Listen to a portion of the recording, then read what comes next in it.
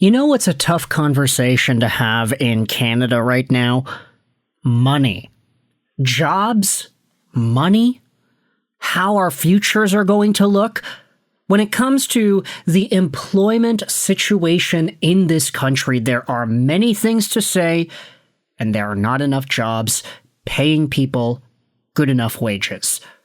However, when it comes to certain Montreal Canadiens athletes, oh boy, it does not seem like they are worried about the money. And that might be the best thing possible for Habs fans. Ladies and gentlemen, let's talk today about Nick Suzuki, the captain of the Canadiens, and one of the comments that he had made earlier this week at the, what was this called? Montreal's local golf tournament? Here it is, the Assista Foundation's Heroes Golf Tournament. There you go. Because, obviously, Nick Suzuki is a guy that Montreal Canadiens fans love and adore. He's the captain of the historic franchise. He had scored 101 points in 82 games last season. He busted through the upper ceiling of what he was capable of. And he scored a really important goal for Team Canada at the Olympic Games back in Milano Cortina. Add to this 16 points in 19 playoff games whilst playing some very difficult shutdown minutes, and you have yourselves the making of one of the most underrated captains in the NHL. Underrated in terms of skill, and underrated in terms of the dollar amount. Nick Suzuki is making $7.875 million a year, a dollar amount that he had been making ever since the start of the 22-23 season. He'll be making this amount of money until 2030, which, if you're doing the math, is 4 years away.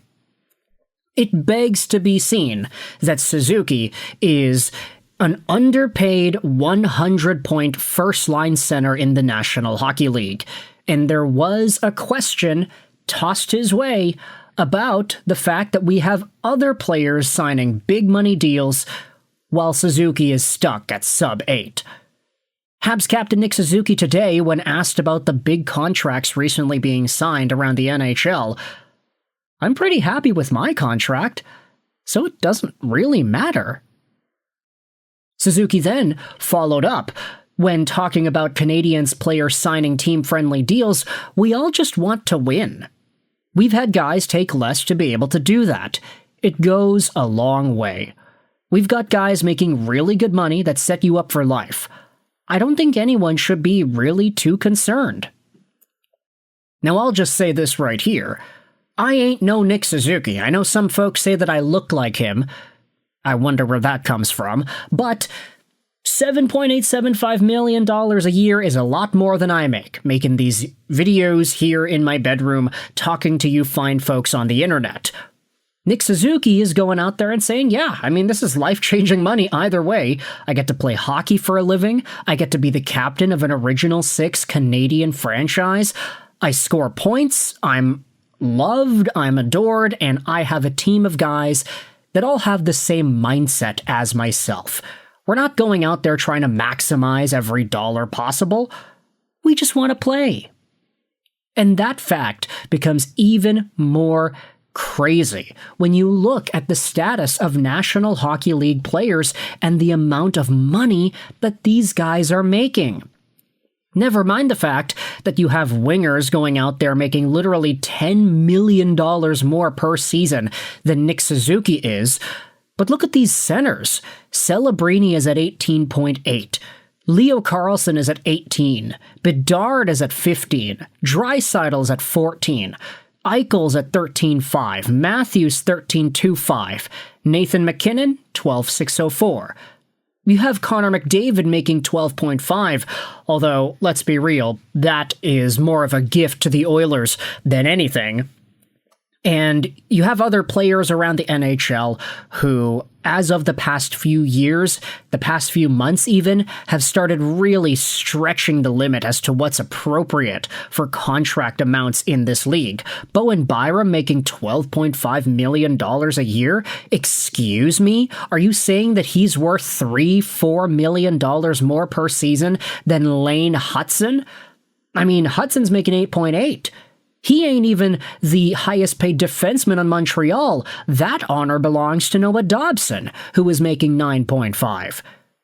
You go all the way down to Nick Suzuki and his $7.8 million AAV, and you'll see that he is tied with guys like Kevin Fiala, who admittedly is a good scorer in LA, but it's not like Fiala is the top of the crop kind of guy. And Jesper Bratt, which, if I'm being real, Jesper Bratt is an elite first-line talent, just like Cole Caulfield, who is making 7.85. But in the current landscape of NHL contracts, whose focus is in the 27-28 season when all these big money extensions kick in for guys like Celebrini and whatnot, Nick Suzuki is just inside the top 100 of NHL cap hits. There are 87 players in the National Hockey League who will be making more AAV-wise than Nick Suzuki in 2027-2028. That includes names like Sam Bennett, JT Miller, Pavel Buchnevich. You have Patrick Kane, who is 37 years old. Tomas Hertl is over here, Owen Power's over here, Rupe Hintz, Bo Horvat, Ivan Provorov, Pierre-Luc Dubois. The list is endless of guys that are making more money than Suzuki. And I can't confidently say that Suzuki deserves to be paid less than most of these names. So to hear the Habs captain go out there and say, yeah, I'm happy with my contract, it doesn't matter. Connor Bedard's making 15, and Leo Carlson is making 18, and Celebrini's making 18.8. I don't care. I'm good with my deal. That says so much about the culture that Nick Suzuki has helped build in Montreal, and that extends so far back into what he was and where the Canadiens were when he started playing for this historic franchise at the start of the 2020s. Might I remind you, before Nick Suzuki was the captain last time was Shea Weber, a guy who totally flipped the culture of Montreal on its head by actually carrying his own hockey equipment when the team was going on flights, not subjecting all that labor to the equipment staff.